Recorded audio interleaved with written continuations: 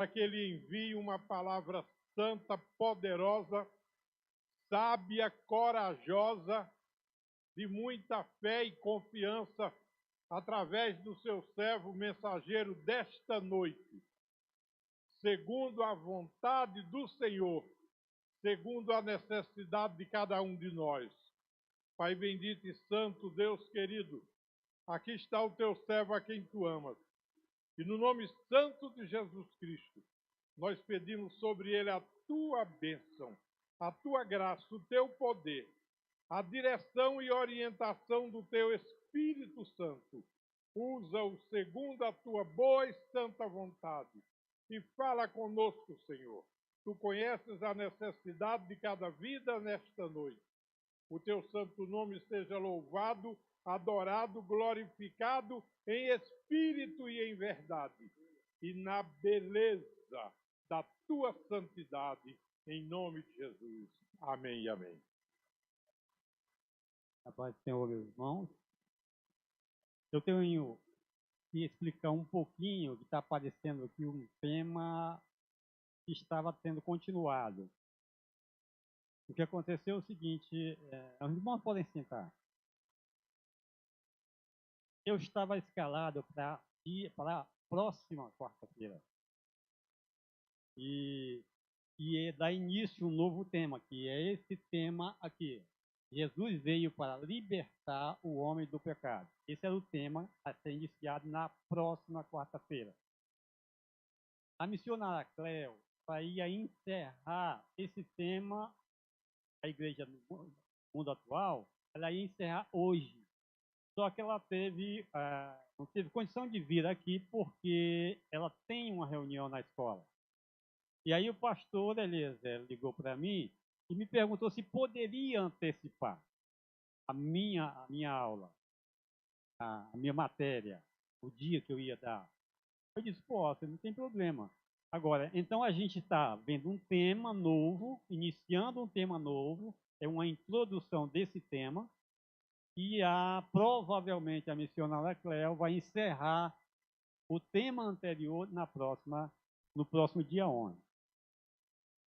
E agora é uma coisa que foi entre mim e Deus, quando eu estava preparando isso aqui. Mano, eu faço isso, irmãos.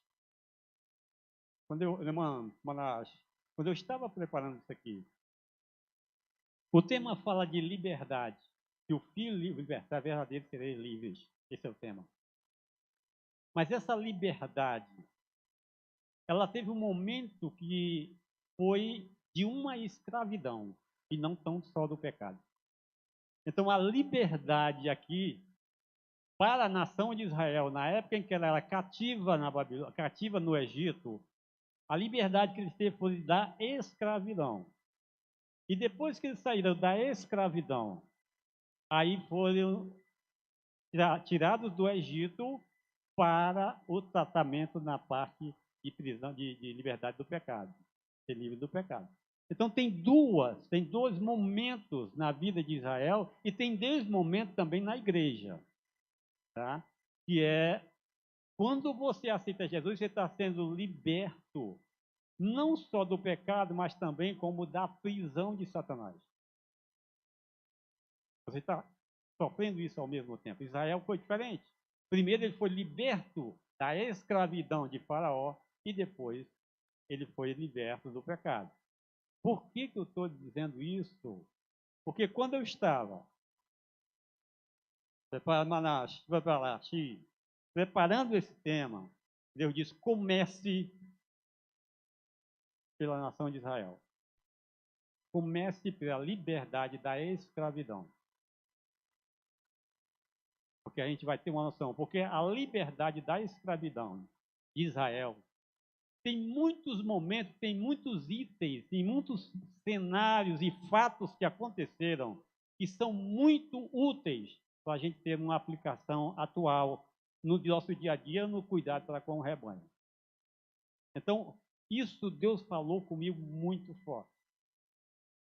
Fale sobre os meus servos, os personagens que introduziram a libertação de uma forma tipológica e não literal. Hoje nós temos uma libertação literal. Anteriormente foi tipológico. O que é tipológico? É aquele fato secular, fato físico, que aponta para alguém que ia trazer uma libertação completa. Aquele fato histórico, como por exemplo Moisés, Josué, eles fizeram uma libertação tipológica, ou seja, aquela libertação física apontava para uma libertação maior, libertação espiritual, que Jesus é quem ia fazer. Então nós vamos conversar hoje sobre, pelo menos, eu creio que vai dar para a gente conversar com dois, por favor, passa para mim, com dois personagens que introduziram a libertação tipológica, ou seja, o que é o tipo? É aquela coisa física que aponta para algo. Por exemplo, o Cordeiro de Deus que tira o pecado do mundo era um animal. Ele era sem mancha e sem defeito. Ele apontava para alguém espiritual que era perfeito, que era Jesus. Então, Moisés, em muitos momentos, vai ter fatos que aconteceram com Moisés na caminhada, que são fatos que apontavam para Jesus, que é o antítipo de Moisés. O tipo, ele era o libertador que tipificava Jesus. E o antítipo era o próprio Jesus, onde ele ia trazer a libertação completa. Então eu vou falar, nós vamos ler, não vou ler muito, porque a gente precisa, é fato histórico, a gente vai conversar bastante sobre fato histórico.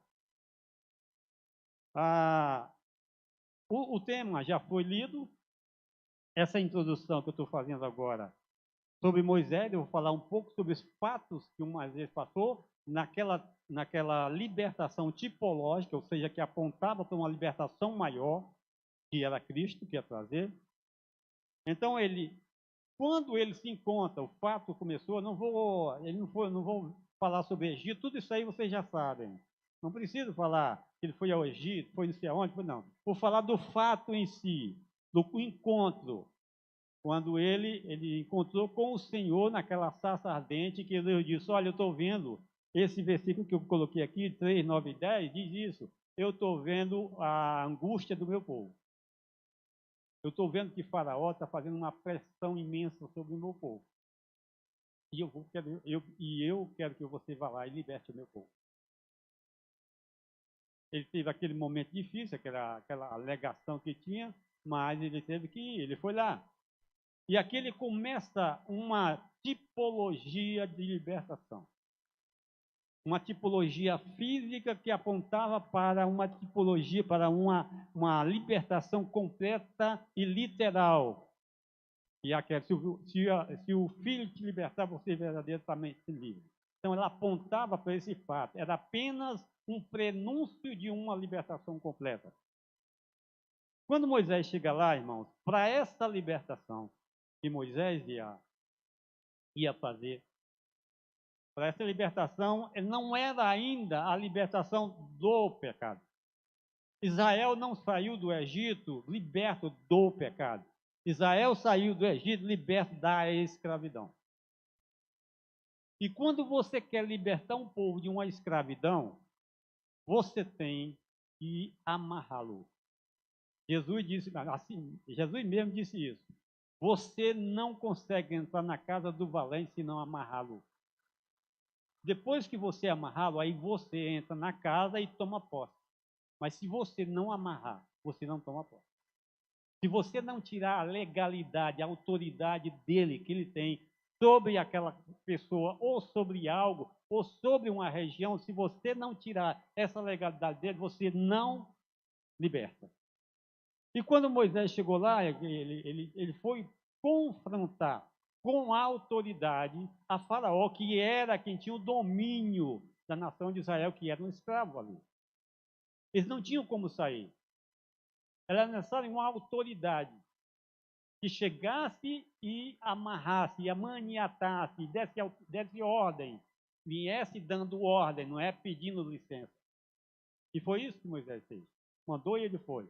Quando ele sai dali, eu quero ser rápido para a gente pelo menos 2 tópicos. Vamos falar de Moisés e, se der, a gente fala de Josué, que também teve participação nessa libertação tipológica.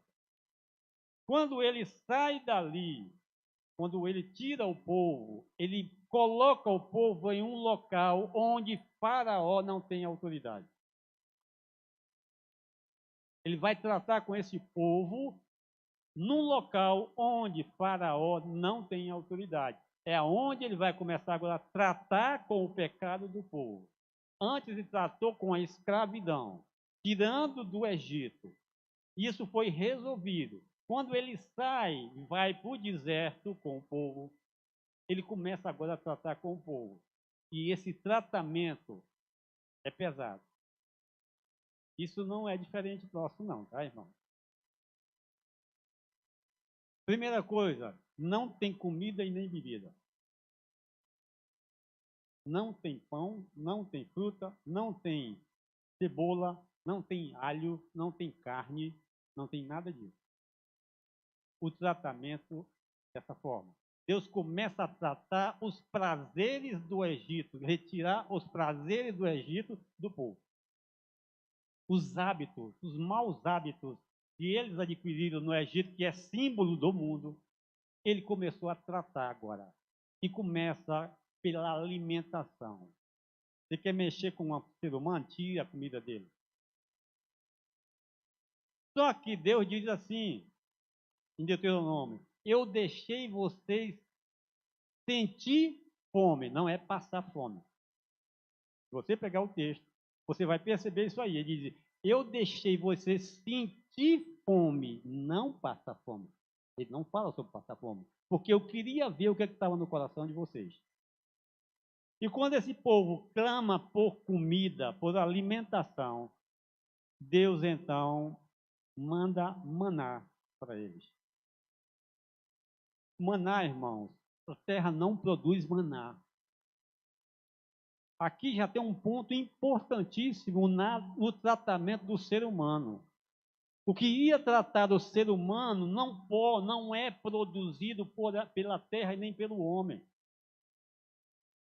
O que ia tirar o hábito, os maus hábitos, prazer, o paladar do Egito, não era algo que a terra produzia. A terra não produzia alimentação.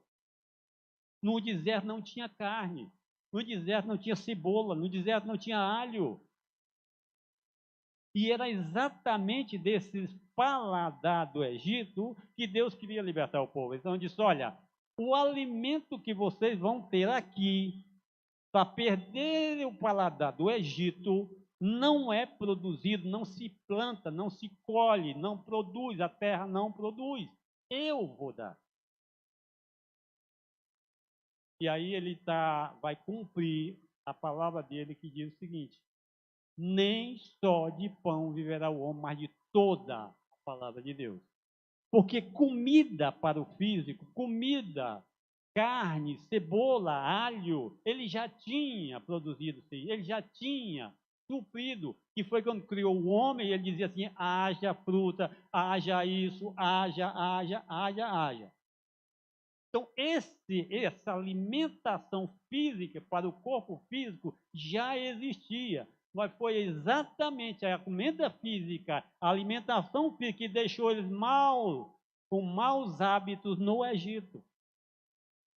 E agora Deus tira essa alimentação física e ele, pela palavra, produz o maná para o povo. A mesma coisa, a água. O deserto não tinha água, irmão. A água produzida pelas fontes de água que existem na terra não tinha nesse deserto. E esse povo estava com sede. Então ele disse: eu vou produzir, não é a terra que vai dar água para vocês. Eu sei que eu produzi uma terra, que eu fiz uma terra que ela mantém mananciais de água, mas não é essa água que eu vou dar a vocês. Eu vou dar uma água, vou produzir uma água diferente. Porque essa água, ela tanto vai servir para vocês matarem a sede, mas aponta para uma outra água que vai matar outra sede na vida de vocês. E ainda não se tinha noção. Sede espiritual? Não se tinha noção disso. E aqui entra um detalhe interessante. Não? Tem muita gente que não consegue entender isso aqui. A pedra, saiu água de uma pedra. Pedra não dá. Espreme uma pedra, se você conseguir, para ver se sai água. O que Deus está dizendo? Eu tomo a forma da necessidade do povo e supro. Eu tomo a forma da necessidade do povo e o supro. Quando você lê 1 Coríntios 10, 3, 4, mais ou menos, Paulo vai dizer assim, olha, o povo foi batizado no Mar Vermelho e o povo bebeu, comeu um pão, um maná que veio do céu e bebeu uma água que saiu de uma rocha que seguia o povo. E essa rocha era Cristo. Eu não sei se você acredita que a rocha saiu, só que aquela rocha era uma teofania. Cristo, pré-encarnado, tomou a forma de uma rocha e soltou água para o povo. Por que você diz isso? Primeiro, porque Paulo falou que aquela rocha era Cristo. Segundo, porque quando Moisés, na primeira vez que o povo teve sede, Deus mandou que ele tocasse na rocha para sair água. Mas na segunda vez que o povo pediu água, Deus não mandou mais tocar na rocha. Ele mandou falar a rocha. E Moisés tocou. Naquele momento ele se irou e ele, com ira, tocou 2 vezes na rocha. Ele disse assim, por acaso nós podemos fazer sair água dessa rocha? Isso lhe custou o ministério. Essa palavra, essa forma de Arão e Moisés fazerem isso, lhe custou o ministério. Deus não foi glorificado aquilo. Aí você pode dizer assim, mas Moisés fez tanta coisa boa, foi tão obediente em tantas coisas, e uma coisinha dessa foi suficiente para ele ser tirado do ministério? Irmãos, você tem ideia quem era Moisés? Moisés conversava com Deus face a face. Moisés não tinha um profeta para consultar a Deus, não. Ele consultava na hora que ele queria. Ele conversava. Quanto mais íntimo de Deus você tiver, o mínimo que você fizer é grave. É muito grave. Por quê? Porque quando aquela rocha era Cristo, e quando ele tocou da primeira vez, ele estava criando uma tipologia da cruz do Calvário. Que a rocha, aquela rocha, Cristo, na cruz do Calvário só foi ferida uma vez.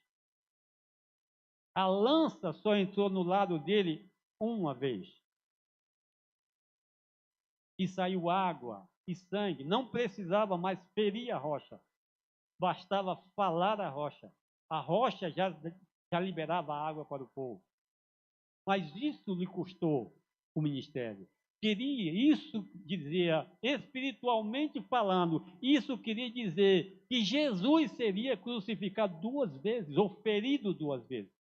E ele não foi. E aqui entra um detalhe sobre tipologia. O tipo ele não tem todas as características do antítipo. Mas na característica que ele tem do antítipo, ele não pode alterar nada.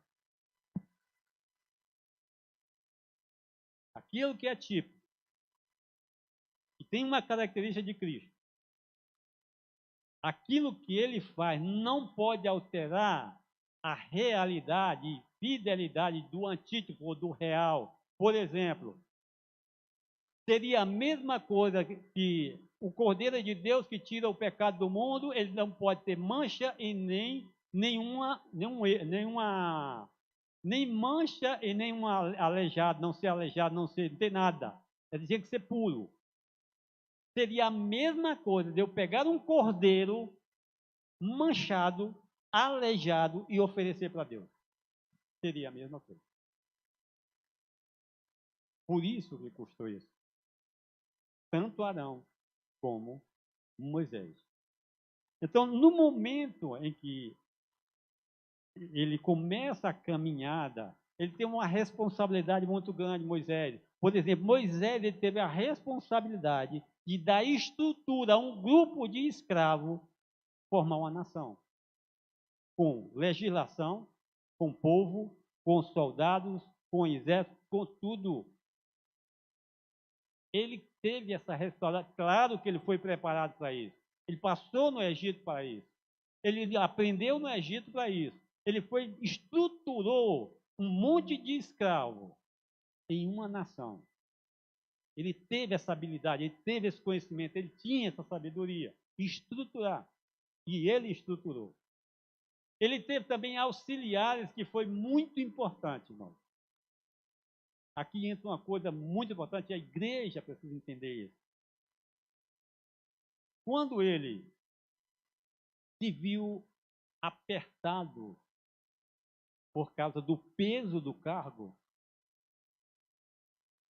ele pediu a Deus auxiliar. Ele disse: Senhor, eu não consigo levar toda essa turma toda, é um peso enorme. E ele pediu.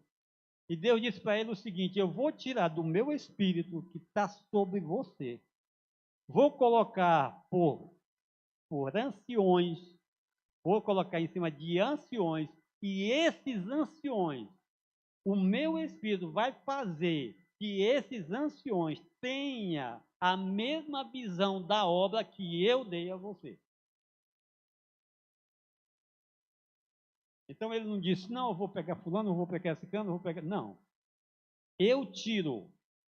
É por isso que no Novo Testamento está escrito que quem dá o dom e o ministério é Cristo. Eu dou à minha igreja. Já lá com Moisés foi assim. Eu vou separar, vou tirar do meu espírito que está. Porque se esses 70 aqui não tiver a mesma visão que eu te dei da minha obra, eles não têm como te auxiliar. De cuca, não. De raciocínio, não. De razão, não. Ele não tem como. Ou meu espírito entra neles e os capacita, ou eles não têm condição. E foi feito assim. Quando ele chegou na hora de fazer o tabernáculo, foi uma outra obra que Moisés não tinha condição de fazer. Apesar de toda a dedicação, de mansidão, o homem mais manso da terra, tudo, não tinha condição de fazer. Quando ele fala com Deus, o tabernáculo, eu vi o tabernáculo, mas o tabernáculo tem peças de ouro, tem peça de prata, tem peça de bronze, tem peça de couro, e tudo trabalhado. Não é o elemento bruto. Ele disse: isso aí não é problema. Eu vou chamar 2 homens para te auxiliarem nessa etapa. Eles vão se encarregar disso. Bezalel e Aholiabe. Eu vou encher do meu espírito de habilidade, de sabedoria, para fazerem esta obra e ensinarem a outros a fazerem também. Bezalel e Aholiabe aprenderam o ofício através do conhecimento indutivo, não racional. Inclusive, irmãos, quando nós subirmos, nós não vamos ter conhecimento racional. O nosso conhecimento é indutivo. É o mesmo conhecimento que Adão, antes de cair, tinha. Adão e Eva. Tá? O conhecimento é inerente ao nosso estado espiritual. Deus não vai me ensinar a fazer uma coisa, Ele só vai dizer: faça isso. Acabou. E você já tem conhecimento e habilidade, porque o Espírito de Deus está em você. E você só vai cumprir, só vai fazer. Então, Oliabe, eles tanto fizeram a obra como ensinaram. Os demais que passaram a fazer a obra foi conhecimento, foi racional, foi ensinado, aprenderam fazendo, experimento. Agora, Oliabe e Bezalel, não, é conhecimento intuitivo. E até hoje, irmãos, esse conhecimento pode acontecer. Muitas vezes você vai ler a palavra e não entende aquela passagem. E de repente, aquela passagem vem na tua mente. Clareza, o conhecimento, a luz vem na tua mente. E não adianta, por isso é que João diz assim: olha, se o Espírito te ensinar, não duvide. Se ele te dá o entendimento da palavra, não duvide. Ele te deu, ele tem. Ele que inspirou a palavra, ele sabe, ele é o autor, ele sabe o entendimento da palavra. Então não discuta. E nem venha discutir com ninguém. Irmãos, aquilo que Deus te dá, direto a você, não fica. Você vai falar para alguns e eles não vão aceitar. E não adianta você discutir. Eles não vão aceitar, ele foi dado a você. Se Deus quiser que eles entendam, eles vão entender. Se não, é você. Mas teve uma coisa. Depois daquela caminhada toda, eles chegaram num local. Isso com pouco tempo. A caminhada do Sinai até a fronteira da Terra Prometida não era tão distante. Quando eles chegaram lá, eles tiveram um problema. Qual foi o problema? Moisés mandou espionar a terra. Foram 12 homens, 12 de cada tribo. No retorno, eles viram que a terra era muito boa, eles viram que era uma terra produtiva, eles viram que era uma terra que mana leite e mel, mas 10 dos 12 disseram que era impossível entrar na terra. Quando você diz que é impossível entrar na terra, você estava dizendo que Deus não tinha como vencer os gigantes que estavam lá. Você menosprezou o poder de Deus. Claro, naquela época ainda era uma caminhada muito recente, mas a incredulidade já existia. Mas tiveram dois que disseram: não, se Deus se agradar de nós, nós entraremos e venceremos. E foi quem? Josué e Caleb. Josué e Caleb. Esses dois irmãos, dos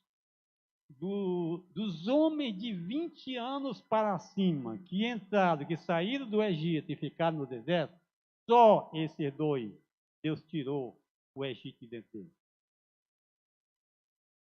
Só esses dois. Caleb entrou porque existia uma promessa. O Caleb foi numa determinada região, Hebron, e chegou lá, ele conheceu a terra, e quando ele voltou, ele deu um conselho positivo, e Deus disse: a terra que você pisou é sua. Você vai entrar. E Josué, porque ele ia, além de ser positivo em ganhar a terra, em conseguir a terra, ele ainda era o sucessor de Moisés.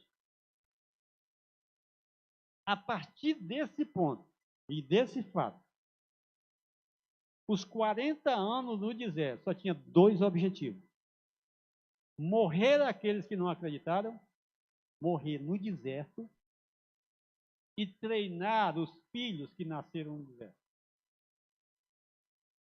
Treinamento para os filhos. Esses não vão. Isso foi Deus que falou. E depois, quando chegou os 40 anos, foi feito um censo para saber se algum daqueles que não acreditaram ainda estava vivo. Então, as coisas de Deus é muito sério. Moisés, às vezes a gente fica assim: tem pecado que é para a morte, por esse não olhe. Moisés foi um. Moisés e Arão. Foram dois que pecaram para a morte. Essa morte aqui não é condenação. Essa morte foi, seu ministério acabou, você vai ser colhido para ficar junto com o seu povo. Por dois. Ananias e Safira foram outros que pecaram para a morte. É uma outra situação. Porque Ananias e Safira, agora, o Espírito de Deus já agia na igreja. E eles resolveram mentir. Aí você pode dizer, mas Deus é muito carrasco. Meu amigo, tu está vendo o poder de Deus cair e tu chega mentindo porque quer ser elogiado como o outro que vendeu o terreno e levou totalmente o dinheiro. Os satanistas, irmão, eles pegam duas passagens da palavra e se você não tiver cuidado, eles vão te pegar. Ele diz assim, Deus é um incoerente. Ele mata um casal por causa de uma mentirinha e absorve uma mulher apanhada em prostituição. Ele é um incoerente. O que você diz para ele?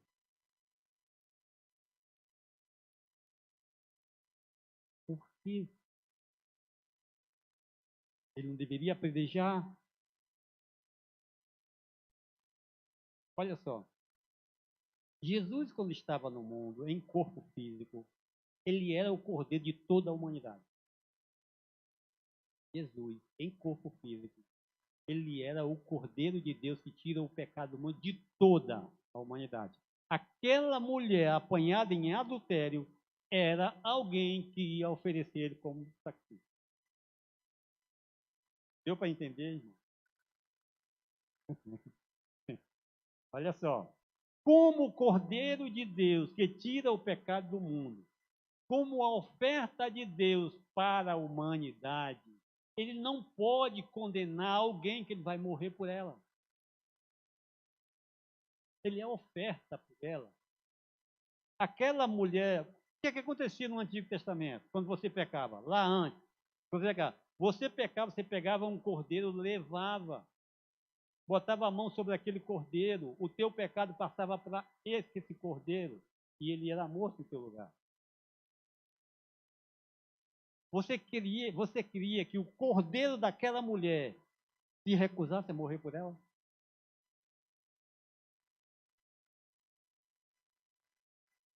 Não. Todo ser humano, independente do pecado que ele tiver praticado, independente, no primeiro encontro que ele tem com essa pessoa, ele é o cordeiro que tira o pecado do mundo dela, ofertado por ela, porque ele morreu por toda a humanidade. Ananias e Safira é outra coisa. Ananias e Safira conheciam o poder de Deus, estavam numa igreja onde o poder de Deus se manifestava. E como teve alguém que vendeu a sua terra e levou o valor e colocou nas mãos ali dos obreiros de Pedro, e aquela pessoa teve reconhecimento por aquela atitude, Ananias e Safira queriam também essa mesma reconhecimento, elogio. E mentiram. E por isso Deus, o próprio Senhor Jesus, disse a Pedro, libere a palavra de morte para os dois.